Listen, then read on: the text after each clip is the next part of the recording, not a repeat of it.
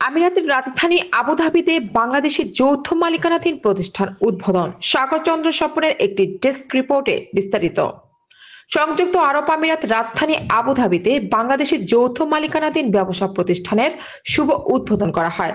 ঢাকার তুরাগ থানা মনির হোসেন আকাশ, কুমিল্লার লাকসামের মোহাম্মদ আলম, সিলেটের হবিগঞ্জের মোহাম্মদ সোহেল, চট্টগ্রামের আনোয়ার কাশেম মিয়া বিগত প্রায় 2 দশক আগে সংযুক্ত আরব আমিরাতে ভাগ্য পরিবর্তনের আশায় একেবারে খালি হাতে আসেন। ইতিমধ্যে জানেন আমরা বিগত দিনে ব্যবসা করে আসছি। আমাদের আরেকটা রেস্টুরেন্ট আছে, এটাও আপনার নতুন করে ওপেন করলাম। কিন্তু আমরা আমাদের দেশি ভাইদের কর্মসংস্থান করার জন্য আমরা আপ্রাণ চেষ্টা করতেছি, কিন্তু ভিসা জটিলতার কারণে আমাদের এই ব্যবসা বাণিজ্য ব্যাঘাত করছে। সরকারের কাছে আমাদের আবেদন থাকবে অভ্যন্তরীণ ভিসাগুলো যেন সহজীকরণ করে। হোটেল, রেস্তোরাঁয়, ফ্লাওয়ার শপে, কন্ট্রাক্টিং কোম্পানিতে কাজের মাধ্যমে আত্মপ্রতিষ্ঠার পাশাপাশি জীবনমানের উন্নয়নের জন্য তারা real estate, restaurant, trending salon ব্যবসায় হাত দেন। এতে কিছুটা সাফল্য এলে চাকরি ছেড়ে ব্যবসাতেই পুরোপুরি মন দেন।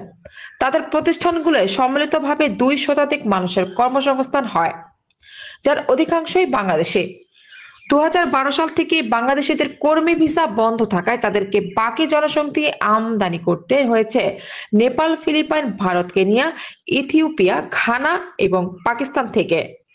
শুক্রবার আবুধাবির টুরিস্ট ক্লাব এলাকার আল সালামা ক্লিনিকের হাসপাতালের পেছনে লুলু এক্সচেঞ্জ বিল্ডিং এ তারা প্রতিষ্ঠা করলেন নতুন এসএমই প্রতিষ্ঠান রিয়েল এস্টেট রেস্টুরেন্ট এলএলসি।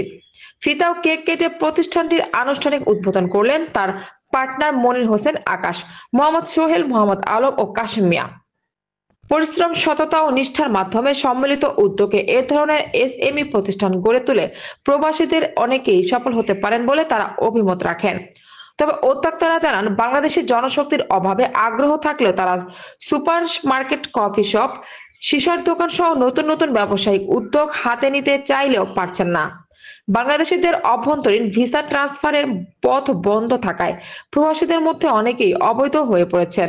অথচ এই দক্ষ জনশক্তিকে কাজে লাগানো গেলে দেশে উপকৃত হতো। আমিরাতে বাংলাদেশিদের সাধারণ কর্মী ভিসা বন্ধ থাকায় প্রবাসী বাংলাদেশি উদ্যোক্তাদের আরো অনেকেই এসএমই খাতে তাদের বিনিয়োগের ঝুঁকি নিচ্ছেন না।